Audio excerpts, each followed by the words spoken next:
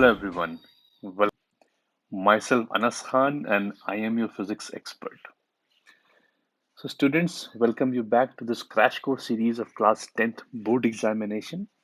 और जैसे कि आपको पता है कि आपके बोर्ड एग्जाम की डेट्स आ चुकी हैं, तो now it's a time to buckle up to prepare for your board examinations. और बाकी जैसे कि आज हम फिजिक्स को कवर करने वाले हैं, तो जो हमारा आज का लेक्चर है it is based upon refraction of light. तो अगर आप हमसे पहले से जुड़े हुए हैं तो आपने पिछले 2 लेक्चर में हमने बात की थी रिफ्लेक्शन ऑफ लाइट के बारे में, जिसमें 2 लेक्चर में उसकी थ्योरी थी और एक में हमने उसके ऊपर कुछ बेस्ड न्यूमेरिकल्स किए हुए थे हमने। तो अगर आप पहली बार हमसे जुड़ रहे हैं तो आप वापस जाके उन लेक्चर्स को देख सकते हैं और and you can get the insight कि what light is all about. उन लेक्चर्स में हमने reflection from plane mirror and reflection from spherical mirrors के बारे में डिस्कस किया हुआ था हमने। अब उस लाइट का जो दूसरा पार्ट है that is refraction of light. Now what is refraction? इससे रिफ्लेक्शन क्या था कि ये मिरर था, लाइट जिस मीडियम में आ रही है टकराने के बाद उसी मीडियम में चली जाती है, उसको हम कहते हैं reflection of light.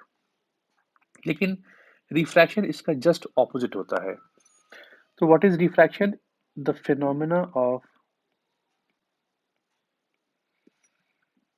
Bending of light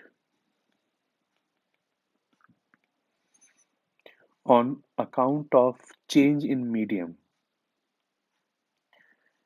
is known as refraction of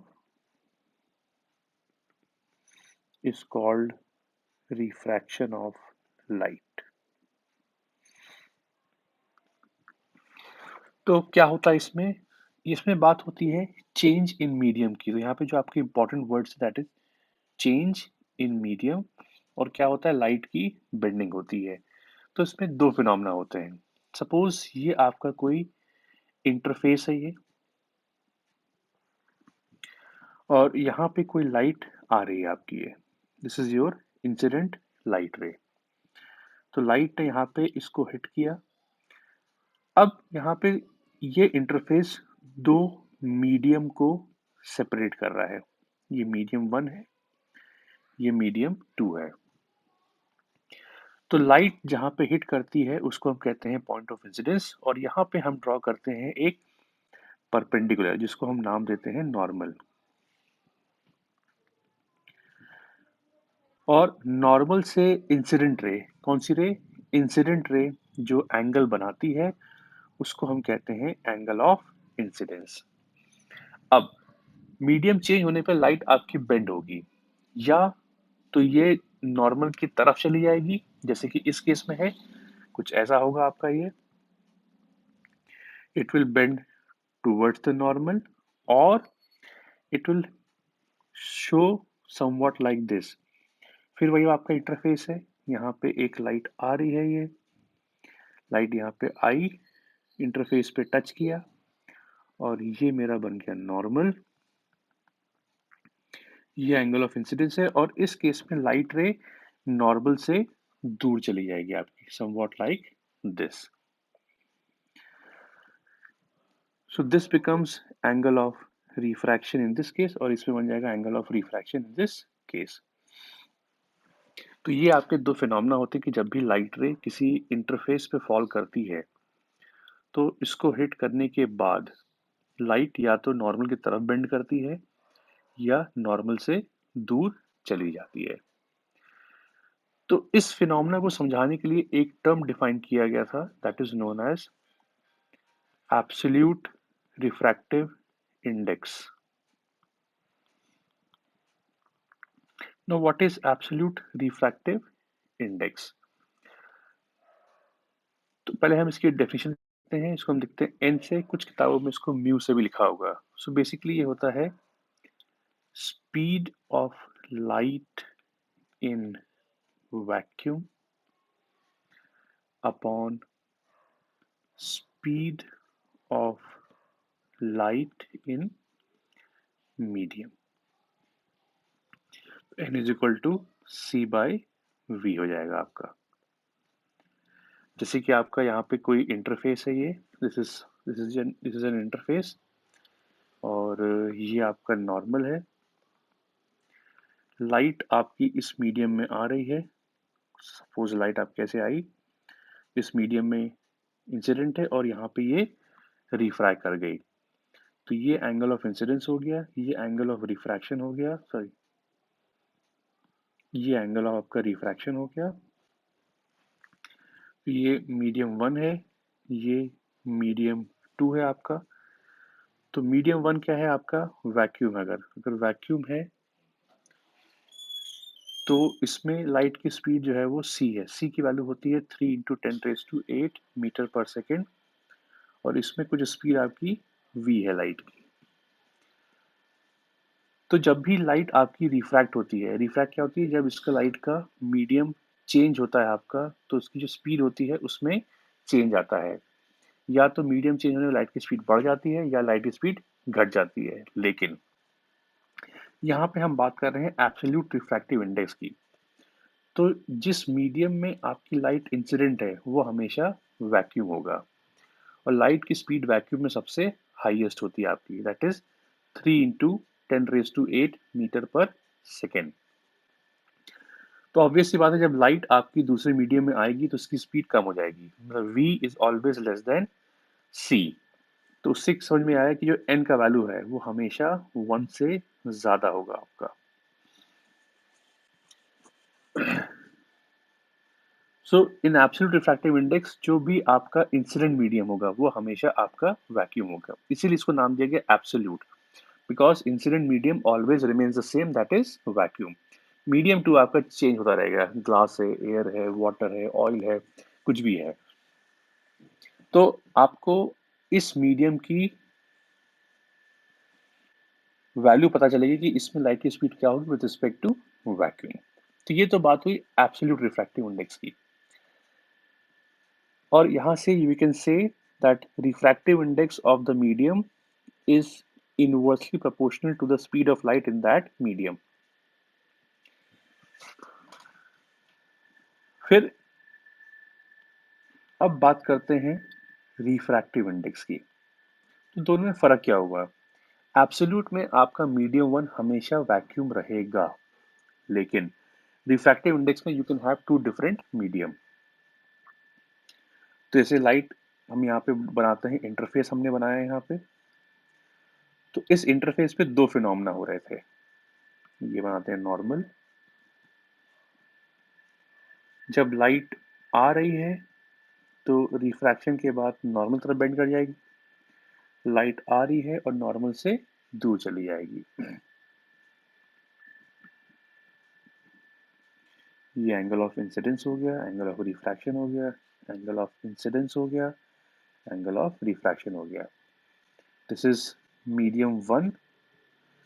suppose इसमें स्पीड ऑफ लाइट v1 है, ये आपका मीडियम 2 है, इसमें स्पीड ऑफ लाइट v2 है। ये मीडियम 1 है, ये आपका मीडियम 2 है। सो रिफ्रैक्टिव इंडेक्स मैंने लिखा यहाँ पे n1 2 लिखा, मतलब refractive index of medium 1 upon refractive index of medium 2। या अगर मैं लिखूं n21, refractive index of medium 2 upon refractive index of medium 1। तो अगर यहां से देखें तो n1 का वैल्यू क्या बनेगा, c बाई v1। n1 क्या है, रिफ्रैक्टिव इंडेक्स ऑफ मीडियम 1, तो अगर सिर्फ n1 निकालेंगे तो ये आएगा c by v1। 1 bye n2 है तो बन जाएगा v2 by c। So from this we can say n1 by n2 is v2 by v1, and from this n2 is c by v2, 1 upon n1 है तो v1 by c, तो यहाँ से बन जाएगा n2 by n1 is v1 by v2। तो आप देख सकते हैं कि जो रिफ्रैक्टिव इंडेक्स का रेशियो है 1/2, यहाँ पे 2/1 है। तो उस मीडियम का रिफ्रैक्टिव इंडेक्स और उस मीडियम की स्पीड ऑफ लाइट आपस में जो है वो इनवर्स रेशो में आपकी होती है हमेशा। तो इसी बिहाफ पे we have two terms known as, sorry, optically denser medium and optically rarer optically rarer medium. So what is optically denser medium? इसका मतलब क्या है कि अगर स्पीड ऑफ लाइट आपकी घट रही है या एक फिगर से अगर हम देखें, if the light ray after getting refracted bends towards the normal, तो ये आपका क्या है, मीडियम टू डेंस है और मीडियम वन रेयर है। मतलब क्या है, N2 का वैल्यू N1 से ज्यादा है आपका। So for optically denser medium N2 is more than N1 और V1 is more than V2। मतलब if speed of light decreases upon refraction, that means light is going from dense to rare, sorry, rare to dense. And what is optically rare medium? अगर refractive index आपका घट रहा है refraction पे या speed of light आपकी बढ़ रही है, so if the speed of light is increasing when going from one medium to another, तो हम कहेंगे डेंस से रेयर जा रहा है या नॉर्मल से लाइट आपकी दूर जा रही है आपकी। तो अगर हम इसको कंक्लूड करें, यहाँ पे लाइट रेयर से डेंस जा रही है और यहाँ पे ये डेंस से रेयर जा रही है। एक चीज ध्यान रखें, ऑप्टिकली डेंसर और ऑप्टिकली रेयर का फिजिकल डेंसिटी से कोई वास्ता नहीं होता है आपका। Physical density is basically mass by volume, but यहाँ पे जो हम डेंसिटी डिफाइन कर रहे हैं वो स्पीड ऑफ लाइट के चेंज के बिहाफ पे डिफाइन कर रहे हैं। अगर लाइट की स्पीड रिफ्रैक्शन पे कम हो रही है तो रेयर टू डेंस है, और अगर लाइट की स्पीड रिफ्रैक्शन पे बढ़ रही है तो डेंस टू रेयर है। सिंपल सा कॉन्सेप्ट है। यहाँ पे जो ऑप्टिकल डेंसिटी है, it is defined on the behalf of the speed of light getting change upon refraction. या सिंपल सा है, अगर रेयर टू डेंस है, लाइट नॉर्मल की तरफ बेंड होगी जैसे यहाँ पे हो रहा है। अगर डेंस टू रेयर है तो नॉर्मल से दूर चली जाएगी। ये दो चीज आपको ध्यान रखनी है, इसी पे आपके बेस सवाल आपके बोर्ड एग्जाम में आते हैं। अब सबसे मेन चीज ये आपको याद भी करना है, the most important thing is laws of refraction.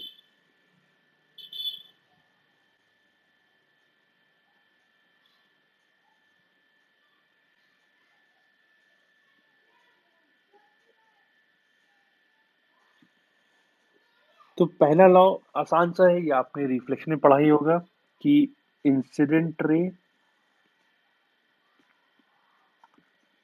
refracted ray and the normal all lie in the same plane. Second आपका है स्नेल्स लॉ ऑफ रिफ्रैक्शन। ये कुछ ऐसा कहता है, the ratio of sine of angle of incidence to the sine of angle of refraction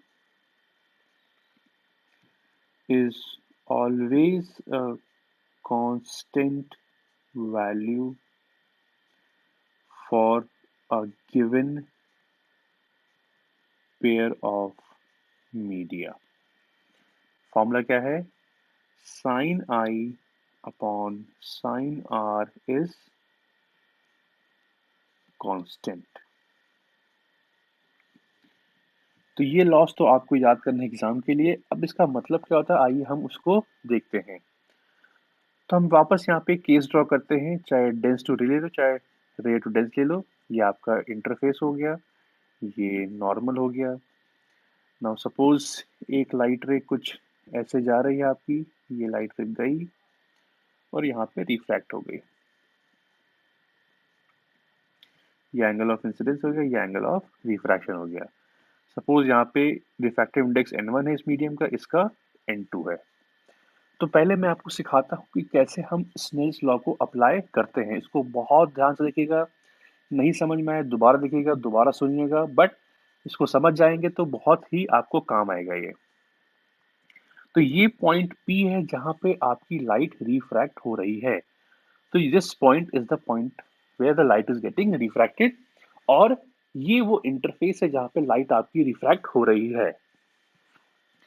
तो जब भी हम स्नेल्स लॉ अप्लाई करते हैं तो उस इक्वेशन का जो LHS होता है वो होता है इंसिडेंट पार्ट, और उस इक्वेशन का जो RHS होता है वो होता है रिफ्रैक्टेड पार्ट।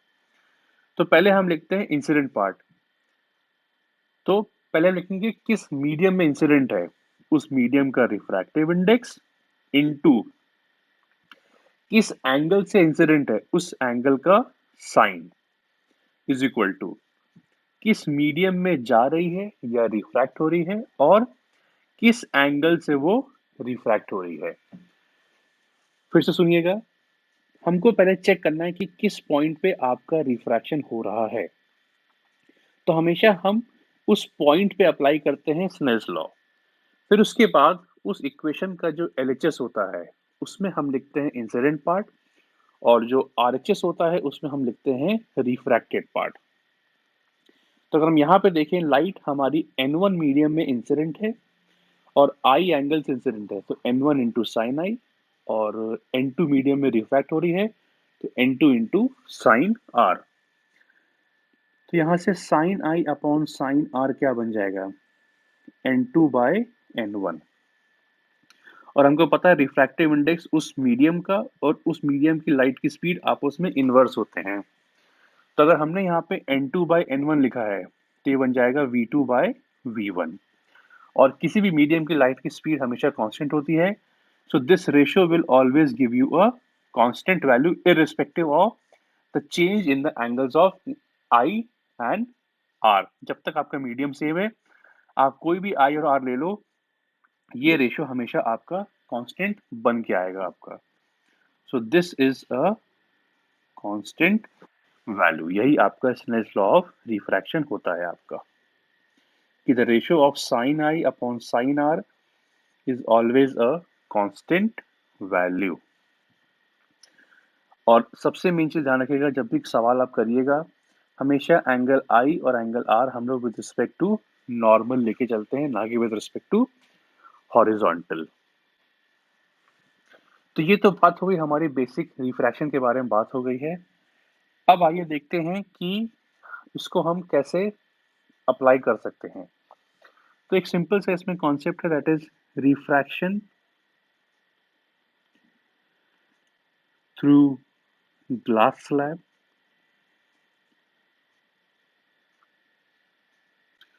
तो अगर हम यहाँ पे एक सिंपल सा ग्लास स्लैब ड्रॉ करें, अगर हम लोग यहाँ पे,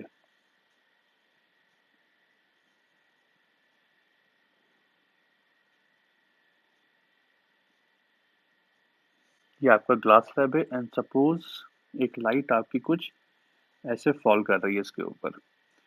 तो ये बन गया आपका पॉइंट ऑफ इंसिडेंस, यहाँ पे ड्रॉ करेंगे नॉर्मल, ये बन गया एंगल ऑफ इंसिडेंस। लाइट आपकी आ रही है, यहाँ पे एयर टू ग्लास जा रही है, तो रेयर टू डेंस है, तो लाइट आपकी नॉर्मल की तरफ बेंड होगी आपकी ऐसे। ये लाइट आपकी बेंड हो गई। फिर यहाँ पे एक इंटरफेस आया, हम यहाँ पे फिर एक नॉर्मल ड्रॉ करेंगे, ये नॉर्मल बन गया। तो ये बन गया एंगल ऑफ रिफ्रैक्शन, ये भी आर होगा बाय ऑल्टरनेट एंगल्स। अब इस वाले इंटरफेस पे, जो नीचे वाला इंटरफेस है, ये यहाँ पे ग्लास टू एयर है तो डेंस टू रेयर है, तो लाइट जो होगी आपकी वो नॉर्मल से दूर निकल आएगी। अब अगर ये ग्लास स्लैब नहीं होता तो ये लाइट रे कुछ ऐसे निकल गई होती, बट आप देख सकते हैं कि लाइट रे अभी जो है वो कुछ ऐसे जा रही है, कुछ ये करके है। तो आप देख सकते हैं कि जो आपकी इमर्जेंट रेज को हम लेबलिंग करते हैं A, बी सी डी, और इसको हम ए ई कर देते हैं। तो यहाँ पे जो आपकी लाइट ए बी है, A B is incident ray, B C is refracted ray, and C D is emergent ray. और अगर आपका ये ग्लास स्लाइड नहीं होता तो दिस लाइट रे would have gone along this path. तो आप देख सकते हैं कि इसका जो प्रोजेक्टेड पाथ है और जो इसका इमर्जेंट पाथ है वो आपस में पैरेलल है। दैट मीन्स हम कह सकते हैं कि जो हमारी लाइट है, कुछ डी अमाउंट, डी हमने लिखते हैं यहाँ पे, इसको हम कुछ एक्स लिखते हैं। एक्स यहाँ पे कुछ इसका लेटरल डिस्प्लेसमेंट हो गया है आपका। तो ग्लास स्लैब में क्या होता है, लाइट आपकी जब बाहर निकलती है तो वो अपने ओरिजिनल पाथ से एक्स अमाउंट कुछ डिस्प्लेस हो जाती है आपकी। तो अगर ऐसे हम यहाँ पे, और ये आपका एंगल ऑफ इमर्जेंस है, ये ई।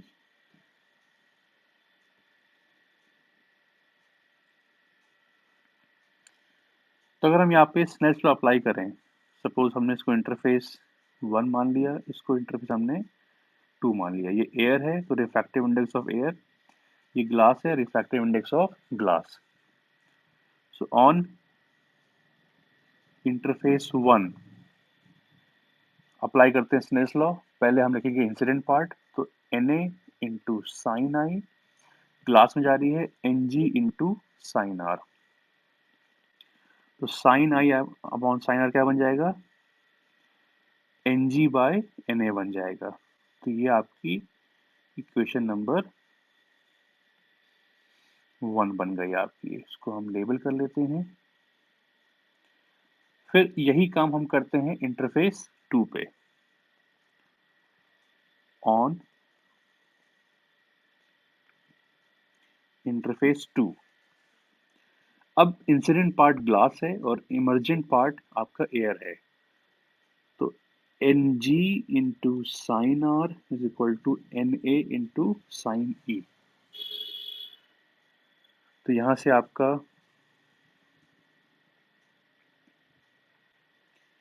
N G by N A क्या बन जाएगा, sine E upon sine r.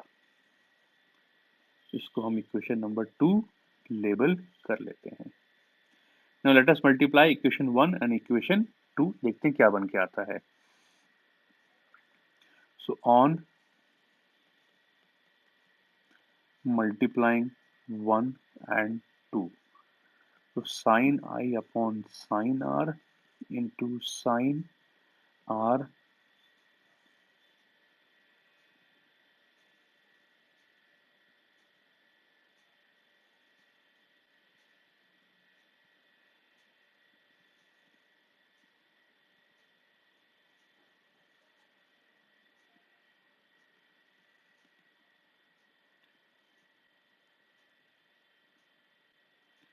N ji by N A into n a by n g. ये कैंसिल हो गया तो ये 1 बन जाएगा, ये कैंसिल। तो यहाँ से साइन आई अपॉन साइन ई बन जाएगा 1। तो sine I is equal to sine E बन जाएगा।